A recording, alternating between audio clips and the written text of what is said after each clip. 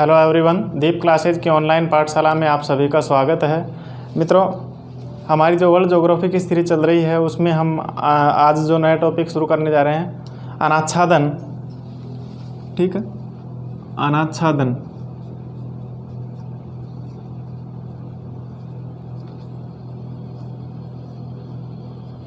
ठीक है, सबसे पहले हम इसके बारे में देखेंगे अनाच्छादन क्या है, डेनुडेशन यह क्या है। ठीक है,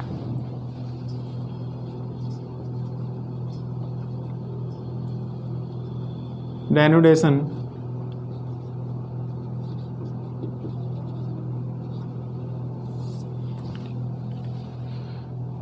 सबसे पहले इसकी डेफिनेशन के बारे में जानकारी प्राप्त करेंगे, उसके बाद में फिर हम आगे चर्चा करेंगे अनाच्छादन क्या है।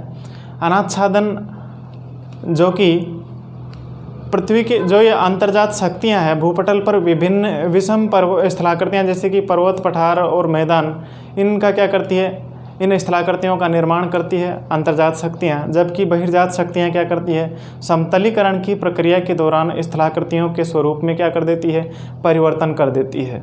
ठीक है, अब इन बहिर्जात शक्तियों में वह क्रिया जिसके द्वारा भूपटल की निम्न शैलों का क्या किया जाता है, आवरण उतर जाता है। ठीक है, आवरण उतर जाता है, उसे अनावर्तीकरण या अनाच्छादन कहते हैं। एक बार वापस रिपीट कर देता हूँ, अनाच्छादन से पहले अंतर्जात शक्तियाँ और एक होती है बहिर्जात शक्तियाँ। अंतर्जात शक्तियाँ भूपटल पर विभिन्न प्रकार की स्थलाकृतियों जैसे कि पर्वत, पठार, मैदान, इनका निर्माण करती है। जबकि बहिर्जात शक्तियाँ क्या करती है, समतलीकरण की प्रक्रिया के दौरान इन जो अंतर्जात शक्तियों के द्वारा स्थलाकृतियों का निर्माण होता है, उन स्थलाकृतियों के स्वरूप में क्या करती है, बहिर्जात शक्तियाँ उनमें परिवर्तन करती है। वह क्रिया जिसके द्वारा भूपटल की शैलों का आवरण उतरता है। ठीक है, ऐसी क्रिया जिसके द्वारा भूपटल की शैलों का आवरण उतरता है उसे ही क्या कहते हैं, अनाच्छादन या अनावर्तीकरण कहते हैं। ठीक है, कौन सी, वह क्रिया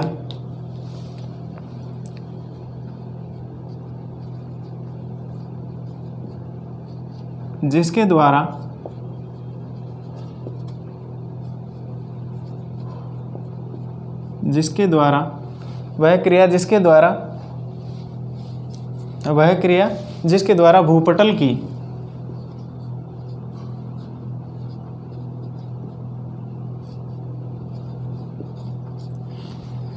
भूपटल की शैलों का, निम्नस्थ शैलों का, भूपटल की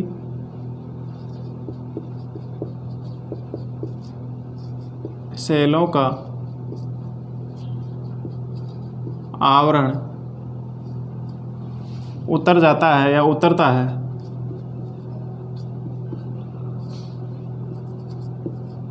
ठीक है, वह क्रिया जिसके द्वारा भूपटल की शैलों का आवरण उतरता है उसे ही क्या कहा जाता है, अनाच्छादन या अनावर्तीकरण। उसे ही अनाच्छादन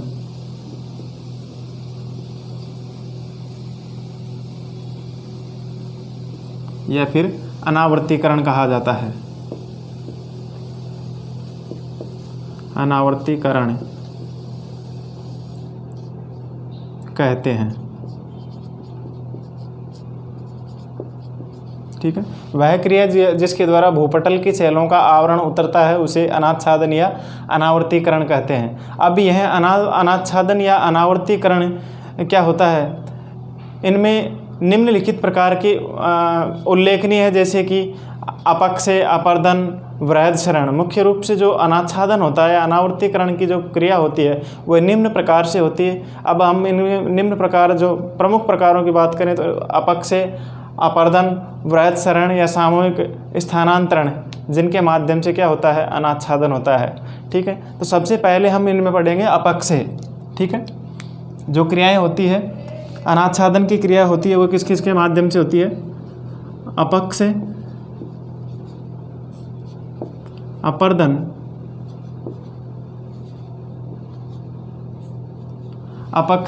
अपरदन, वृहदशरण,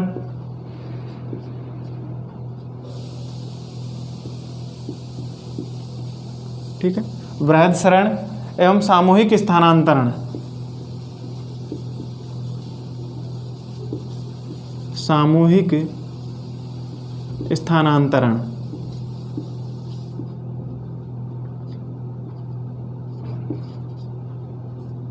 ठीक है। अपक्षय की अनाच्छादन की प्रक्रिया अपक्षय, अपरदन, बृहदाश्रयण एवं सामूहिक स्थानांतरण के माध्यम से होती है। सबसे पहले हम बात करेंगे इनमें अपक्षय की, ठीक है। अपक्षय, अपक्षय क्या है, वेदरिंग क्या है?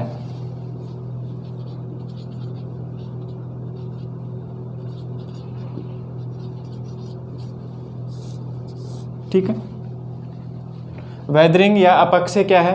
यह एक ऐसी स्थितिक प्रक्रिया है जिसमें सेलें या चट्टानें क्या होती है, अपने ही स्थान पर टूट करके या विघटन एवं वियोजन के द्वारा टूट फूट करके क्या हो जाती है, मिट्टी में मिल जाती है। ठीक है, वापस रिपीट करता हूँ, यह एक ऐसी स्थितिक प्रक्रिया है जिसमें सेलें अपने ही स्थान पर क्या हो जाती है, विघटित एवं वियोजन के द्वारा टूट फूटती रहती है। ठीक है, अब इनमें अपक्षय के कौन कौन से प्रकार हैं? ठीक है, इसके सबसे पहले इसके अपक्षय के प्रकार हम पढ़ेंगे, कौन कौन से प्रकार हैं। सबसे पहला भौतिक अपक्षय,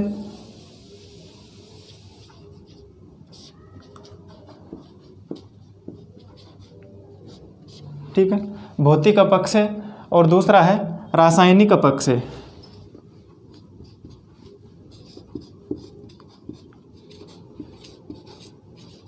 रासायनिक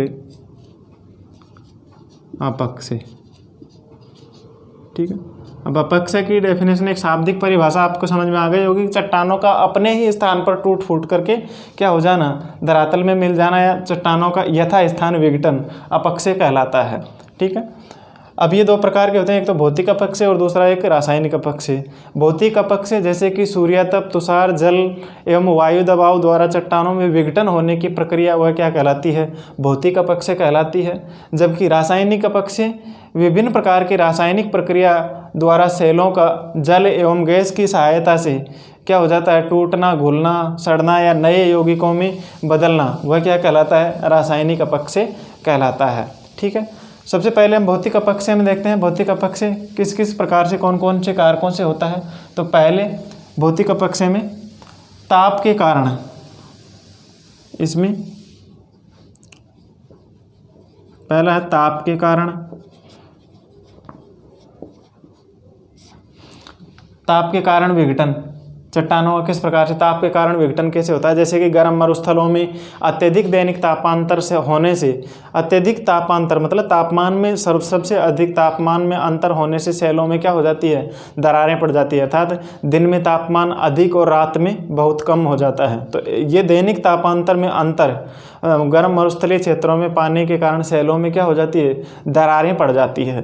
ठीक है, और धीरे धीरे वो सेलें क्या हो जाती है, बड़े बड़े टुकड़ों में विघटित हो जाती है, जिसे पिंड विच्छेदन भी कहते हैं। ठीक है, इसके बाद में आता है स्केलिंग अपक्षय।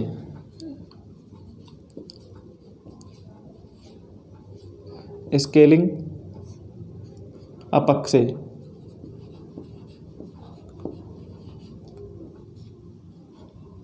ठीक है, स्केलिंग अपक्षय। स्केलिंग अपक्षय में क्या होता है, इसमें चट्टानें भीगने तथा सूखने के कारण टूटती है।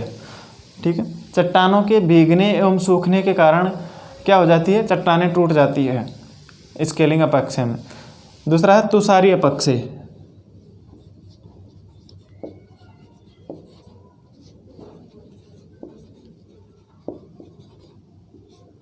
तुषारी अपक्षय, तुषारी अब जो पाला होता है, इसमें क्या होता है, बहुत ही ठंडे क्षेत्रों में जब निरंतर पानी की सेलों की दरारों में जमने एवं पिघलने के परिणाम स्वरूप सेलों में क्या हो जाता है, सेल टूट जाती है, इसे ही क्या कहा जाता है, तुषारी अपक्षय कहा जाता है। वापस रिपीट करता हूँ, बहुत ठंडे प्रदेशों में निरंतर पानी क्या हो जाता है, चट्टानों की दरारों में जमने एवं पिघलने के परिणाम स्वरूप सेलों में क्या हो जाती है, सेलों में क्या हो जाती है, टूटन की प्रक्रिया, या फिर सेलें टूट जाती है, वह क्या कहलाता है, तो तुषारी अपक्षय कहलाता है।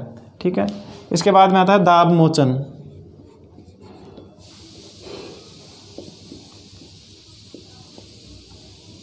ठीक है, दाब मोचन। दाब मोचन में जब कभी ऊपरी चट्टानों के हटने से निचली चट्टानों पर जो दबाव पड़ता है, वह दबाव कम होता है। ठीक है, जब कभी ऊपरी चट्टानों के हटने के कारण निचली चट्टानों पर पड़ने वाला दबाव कम हो जाता है तो उनमें क्या हो जाती है, चटकने पड़ जाती है। ठीक है, इस प्रकार से दाब मोचन की प्रक्रिया होती है। दूसरा अगला है अपसल्कन।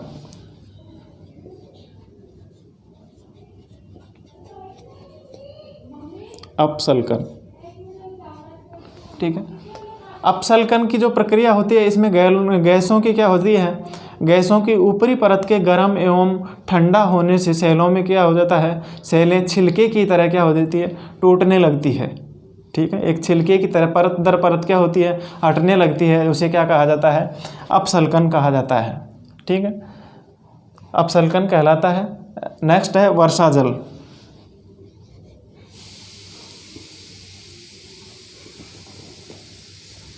वर्षा जल, वर्षा जल से भी क्या होता है, गर्म प्रदेशों में जब वर्षा का जल चट्टानों में क्या पड़ता है तो चट्टानों का क्या हो जाता है, विघटन हो जाता है।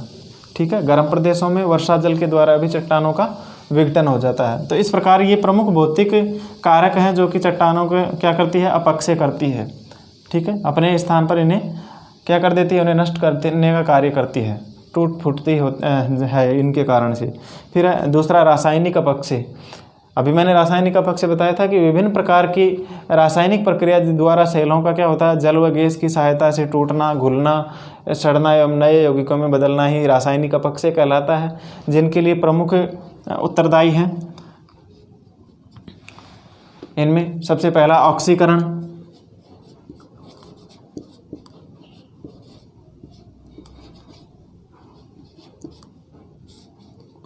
ऑक्सीकरण, ठीक है, ऑक्सीकरण में क्या होता है, ऑक्सीडेशन में कि जब वायुमंडलीय ऑक्सीजन जल में घुल कर के क्या करती है, सेल खनिजों को ऑक्साइड में बदल देती है। वायुमंडलीय ऑक्सीजन जल में घुल कर के सेल खनिजों को क्या कर देती है, ऑक्साइड में बदल देती है, जिसे ऑक्सीकरण कहते हैं। ठीक है, इससे सेलों का शीघ्र क्या होता है, अपघटन हो जाता है तथा इसका सबसे अधिक प्रभाव लोहे के खनिजों पर पड़ता है। ठीक है, जिस प्रकार से जंग लगता है, ठीक है, जंग लगने से क्या हो जाता है, लोहा धीरे धीरे क्या हो जाता है, उसका अपक्षय हो जाता है। ठीक है, तो उष्ण आर्द्र प्रदेशों में भी इसका सर्वाधिक प्रभाव होता है ऑक्सीकरण का। ठीक है, नेक्स्ट है कार्बनीकरण।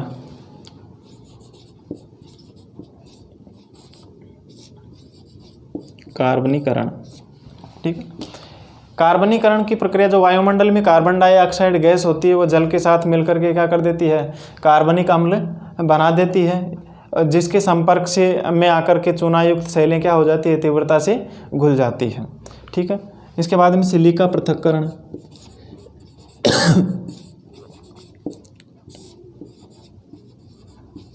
सिलिका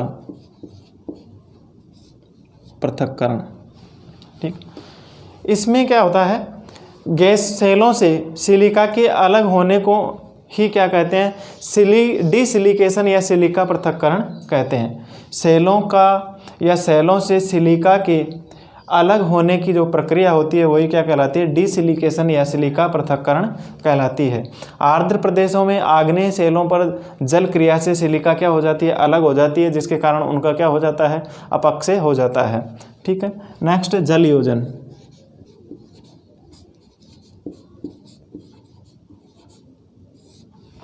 जल योजन, जल योजन में सेल खनिजों में जल के अवशोषण को ही क्या कहा जाता है, हाइड्रेशन कहा जाता है।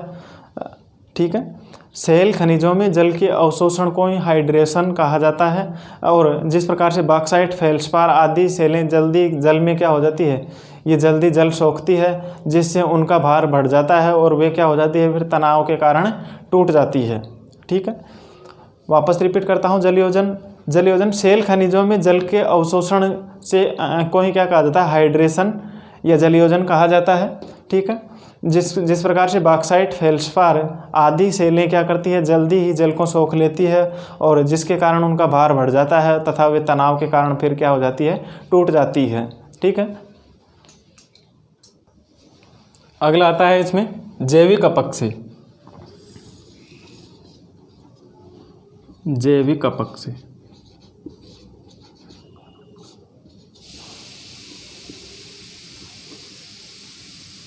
ठीक है, भौतिक, रासायनिक और अगला है जैविक अपक्षय। Biological weathering. भूपटल पर अनेक प्रकार के जीव जंतु और वनस्पतियों क्या हो जाती है, अपक्षय में भी संलग्न रहते हैं ये भी, ठीक है। जिस प्रकार से वनस्पति द्वारा, ठीक है, जैविक अपक्षय जिस प्रकार से वनस्पति के द्वारा,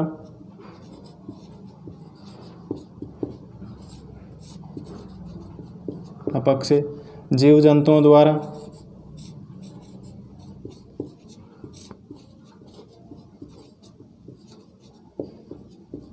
ठीक है, वनस्पति द्वारा कि जब विभिन्न प्रकार के पेड़ पौधों की जड़ों में क्या होता है, वनस्पति पेड़ पौधों की जड़ों में जड़ें सेलों में प्रवेश करने से क्या हो जाती है, उनके कण ढीले हो जाते हैं और सेलें शीघ्र क्या हो जाती है, टूटने लगती है, ठीक है। उसी प्रकार से जीव जंतुओं के द्वारा जैसे कि दीमक है, केंचुआ है, चूहे आदि जीव जंतु क्या करते हैं, चट्टानों को वियोजित कर देते हैं। और मानव के द्वारा अपक्षय, मानव के द्वारा कृषि खनन एवं निर्माण क्रियाओं में भी क्या किया जाता है, अपक्षय होता है, ठीक है। इनके द्वारा पड़ने वाला प्रभाव जलवायु पर क्या प्रभाव पड़ता है, अपक्षय के द्वारा जलवायु पर प्रभाव पड़ता है। जिस प्रकार से उष्ण एवं शुष्क जलवायु क्षेत्र जैसे कि गर्म मरुस्थल हैं, इनमें दैनिक तापांतर अधिक मिलने के कारण भौतिक अपक्षय महत्वपूर्ण होता है, ठीक है। तथा उष्ण एवं आर्द्र जलवायु क्षेत्र जैसे कि विषुवतीय क्षेत्र है एवं चूना पत्थर वाले क्षेत्रों में रासायनिक अपक्षय सर्वाधिक महत्वपूर्ण होता है, ठीक है। शीत ऋतु एवं शीतोष्ण जलवायु प्रदेशों में भौतिक अपक्षय सबसे अधिक महत्वपूर्ण रहता है। ध्रुवीय क्षेत्रों में स्थायी हिमाच्छादन के कारण अपक्षय की क्रिया नहीं हो पाती है तथा मानसूनी जलवायु वाले क्षेत्रों में जैसे भारत में रासायनिक एवं भौतिक दोनों ही प्रकार के अपक्षय पाए जाते हैं, ठीक है। नेक्स्ट है अपक्षय के बाद में वृहदशरण। वृहदशरण देखिए,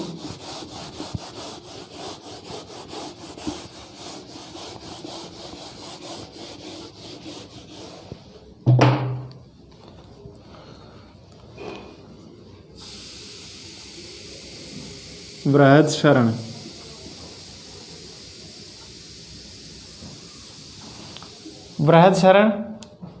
वृहदशरण को ही वृहद संचलन या फिर अनुढाल संचलन भी कहा जाता है। इस प्रक्रिया में क्या होता है, इस प्रक्रिया के अंतर्गत मिट्टी किसी भी भूखंड की ऊपरी परत अर्थात उसका जो आवरण प्रस्तर है और सेल मलबा व गुरुत्वाकर्षण के द्वारा खींच करके क्या हो जाता है, ढलानों क्षेत्र में लुढ़कते हैं, जिसके कारण से बड़ी बड़ी चट्टानें ढलान के साथ साथ लुढ़क करके क्या होती है, उच्च भाग से निम्न भाग की ओर चली जाती है, अग्रसर होती है, ठीक है। जो कि वृहदशरण में की गति में बड़ी विविधता पाई जाती है, जैसे कि यह इतनी धीमी होती है, इसका क्षरण बहुत ही धीमी गति से होता है, सामान्यतः यह दिखाई भी नहीं देता है। ये हिमालय की भांति ये बहुत ही तीव्र भी हो सकती है।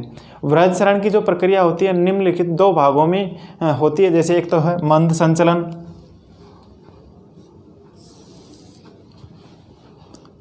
ये दो भागों में होती है, एक तो मंद संचलन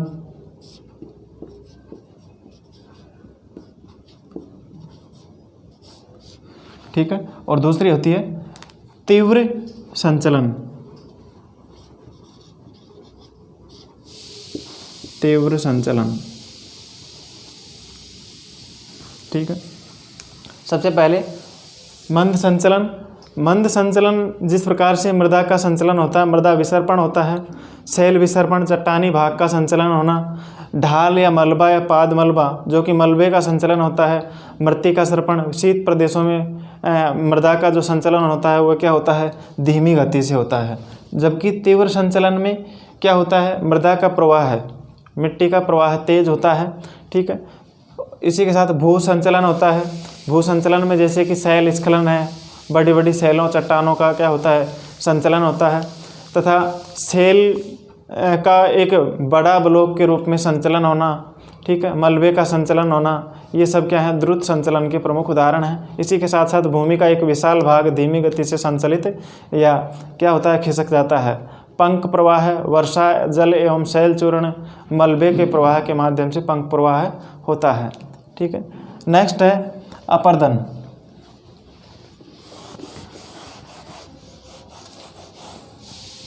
अपर्दन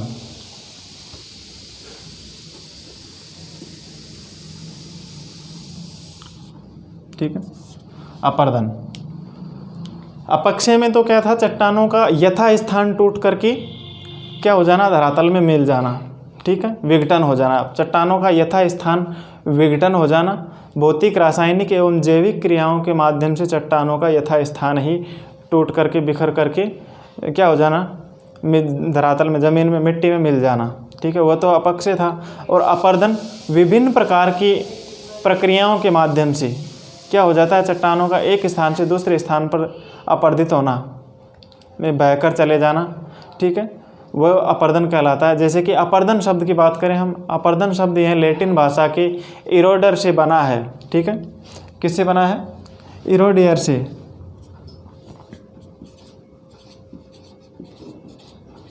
ठीक है, यह किस भाषा का शब्द है, लैटिन भाषा का, ठीक है। अपर्दन यह शब्द लैटिन भाषा के इरोडियर से बना है, जिसका शाब्दिक अर्थ होता है घिसना या कुतरना, ठीक है, इसका अर्थ होता है शाब्दिक अर्थ घिसना या फिर कुतरना, ठीक है। यह दूसरे स्थान पर घिस घिस करके क्या हो जाती है, दूसरे स्थान पर जा करके जमा होती है, ठीक है। तो यह है घिसना या कुतरना, इसका शाब्दिक अर्थ। अर्थात अपर्दन एक ऐसी गतिशील प्रक्रिया है जिसमें सेलें क्या होती है, हिमानी भूमिगत जल द्वारा, लहरों द्वारा, वायु के द्वारा, नदियों के द्वारा घिसकर कट कर के क्या हो जाता है, एक स्थान से दूसरे स्थान पर प्रवाहित होकर के निक्षेपित होता रहता है, ठीक है। सॉरी। इसमें सबसे पहले अपर्दन की जो निम्नलिखित विधियां हैं उनके बारे में जानकारी प्राप्त करेंगे। अपर्दन की कौन कौन सी विधियां हैं, ठीक है, इसकी विधियां,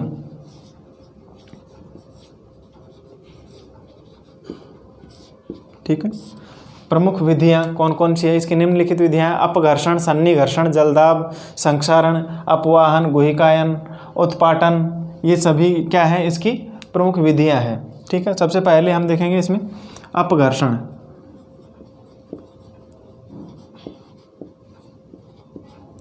अपर्दन की पहली विधि अपघर्षण।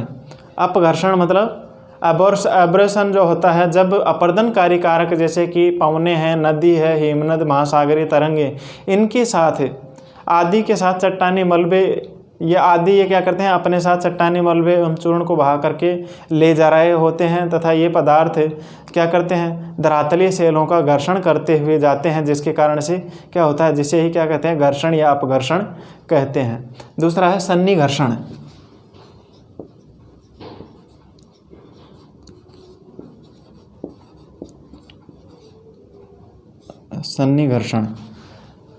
सन्निघर्षण इसमें भी क्या होती है, पवने, नदी अथवा लहरों के साथ प्रवाहित जो सेल कण एवं टुकड़े होते हैं वो आपस में क्या होते हैं, रगड़ खा करके चलते रहते हैं, ठीक है, रगड़ खा करके चलते रहते हैं, जिसे ही क्या कहा जाता है, सन्निघर्षण कहा जाता है, ठीक है। अगला है जलदाब क्रिया।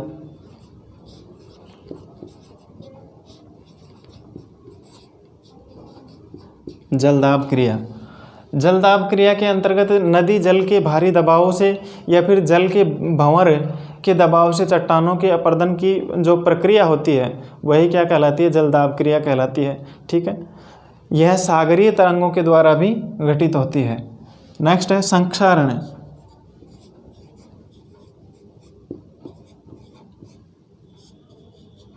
ठीक है, संक्षारण जल की रासायनिक क्रिया द्वारा चट्टानों के खनिजों का जल में घुलकर बह जाना वो क्या कहलाता है, संक्षारण कहलाता है। यह भूमिगत जल द्वारा एवं नदी जल के द्वारा यह प्रक्रिया, यह विधि होती है, ठीक है। इसके बाद में आता है अपवाहन।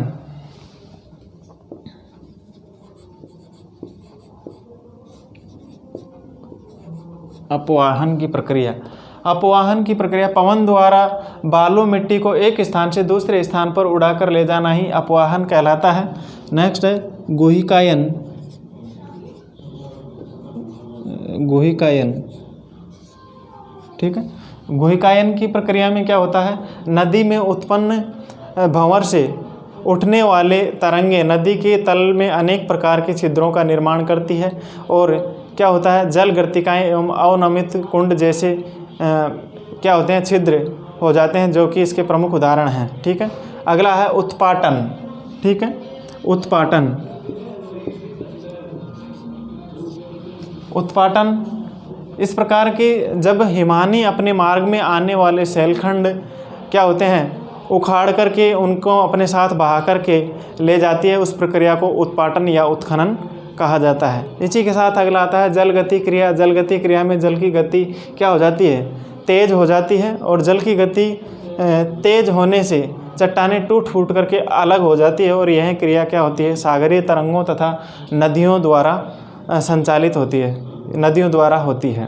ठीक है। इसी के साथ अपरदित पदार्थ पुनः 3 रूपों में क्या होते हैं, प्रवाहित होते हैं। एक तो घुलकर, और एक निलंबन के माध्यम से, और एक होते हैं लोडक कर। ठीक है। तो घुलकर के जल में अनेक पदार्थ घुलकर के एक साथ प्रवाहित होते हैं, तथा निलंबन में अप्रदान कार्य जो कारक होते हैं जैसे जल एवं पवन, इनके साथ पदार्थ तैरते हुए क्या होते हैं, लुढ़कते हुए प्रवाहित होते हैं। ठीक है। और लुढ़क कर जो चलते हैं उनमें चट्टानों में बड़े बड़े टुकड़े क्या होते हैं, घिसटते हुए लुढ़कते हुए नदी तल पर क्या होते हैं, प्रवाहित होने के कारण ये आगे बढ़ते हैं। ठीक है। तो उसे कहा जाता है घसीटना या लुढ़क कर, घर्षण या कर्षण कहा जाता है। ठीक है। आगे है ये अपर्दन चक्र के प्रमुख सिद्धांत कौन कौन से हैं, ठीक है, और किसके द्वारा दिए गए हैं, देखते हैं इनके बारे में। देखिए मित्रों, अपर्दन चक्र से संबंधित प्रमुख सिद्धांत सबसे पहले एक रूपतावाद का सिद्धांत। एक रूपता, ठीक है, एक रूपतावाद सिद्धांत।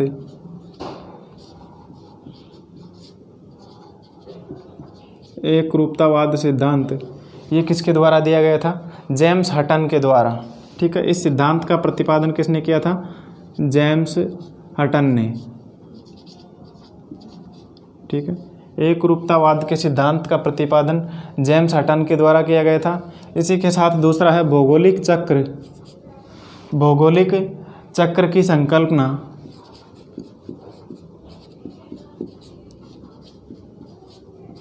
भौगोलिक चक्र की संकल्पना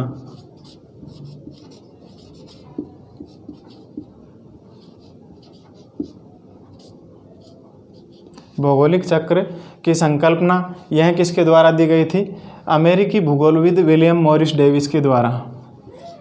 यह संकल्पना का प्रतिपादन अमेरिकी भूगोलविद विलियम मॉरिस डेविस के द्वारा।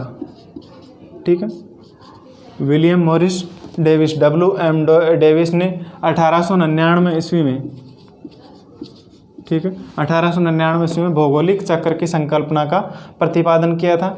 इस चक्र की अवधि के दौरान जो उत्थित भूखंड या उत्थित भूभाग है वह क्या होता है, अपर्दित होकर के आकृति विहीन हो जाता है, जिसे आकृति विहीन समप्राय मैदान में रूपांतरित होता है। ठीक है। डेविस के अनुसार जो बताया गया है अपर्दन चक्र क्या होता है, भूदृश्य संरचना प्रक्रम एवं अवस्था का परिणाम होता है। इनके अनुसार, डेविस के अनुसार भूदृश्य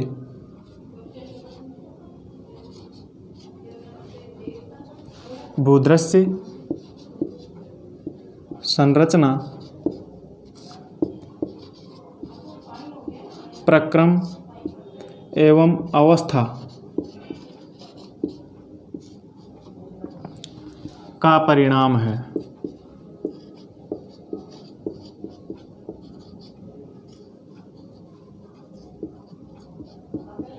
ठीक है। डेविस के अनुसार क्या होता है, भूदृश्य संरचना प्रक्रम एवं अवस्था का परिणाम होता है। ठीक है।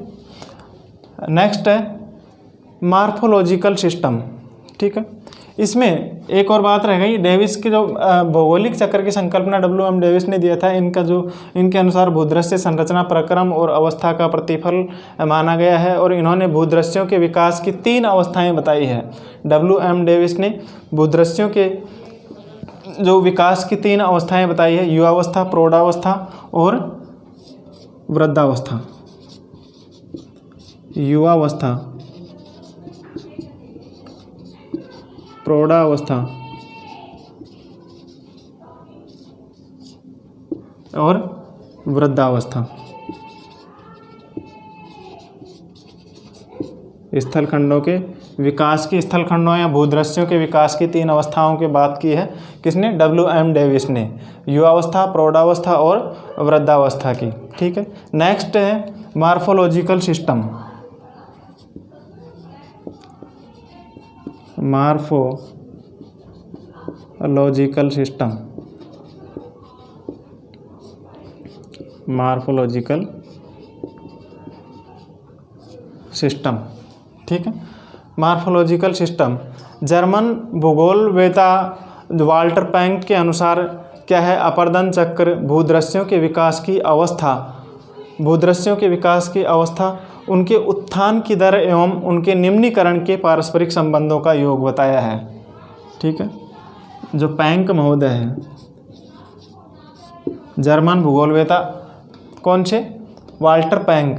ठीक है, इनके अनुसार अपर्दन चक्र क्या है? भूदृश्यों के विकास की अवस्था। ठीक है, अपर्दन चक्र क्या है? भूदृश्यों के विकास की अवस्था, उनके उत्थान की दर तथा उनके निम्नीकरण के पारस्परिक संबंधों का ही योग है। ठीक है, और इनके अनुसार WM डेविस के अनुसार अपर्दन चक्र भूदृश्य संरचना, प्रक्रम एवं अवस्था का परिणाम है, जबकि मॉर्फोलॉजिकल सिस्टम के अनुरूप, जो कि जर्मन भूगोलविद वाल्टर पैंक है, उनके अनुसार अपर्दन चक्र भूदृश्यों के विकास की अवस्था, उनके उत्थान की दर एवं निम्नीकरण के बीच पारस्परिक संबंधों का ही योग माना जाता है। ठीक है, आगे है मित्रों, इनके द्वारा, पैंक महोदय के द्वारा जो 3 अवस्थाएं बताई गई है अपर्दन चक्र की, वह 3 अवस्थाएं बताई है। ओफस्तिजिंडे, इंटिवक्लुंग,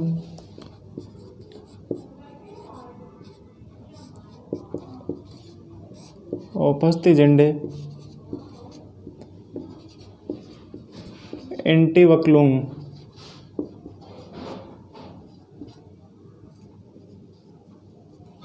ठीक, दूसरी बताइए 3 अवस्थाओं, ओफस्तिजिंडे, इंटिवक्लुंग, ग्लिक फार्मिंग, ग्लिक फार्मिंग,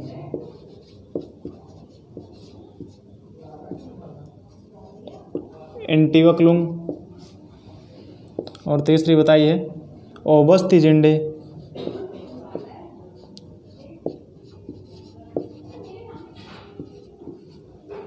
ओबस्तिजिंडे, इंटिवक्लुंग।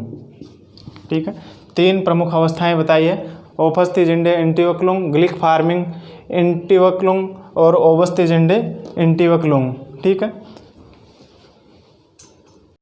तो इस प्रकार से इन्होंने डेविस महोदय की जो 3 अवस्थाएं, स्थलखंडों की 3 अवस्थाएं बताई है, उन 3 अवस्थाओं के स्थान पर इन्होंने, पैंक महोदय ने, ओबस्तिजिंडे, इंटिवक्लुंग स्थलखंडों का क्या है?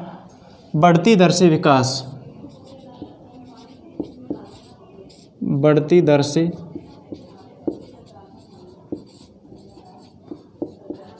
विकास, स्थलखंडों का बढ़ती दर से विकास।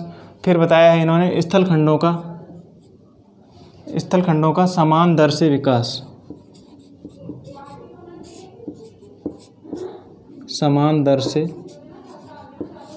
विकास। ठीक है, और नेक्स्ट बताया है ओबस्तिजिंडे, इंटिवक्लुंग, अर्थात स्थलखंडों का घटती दर से विकास,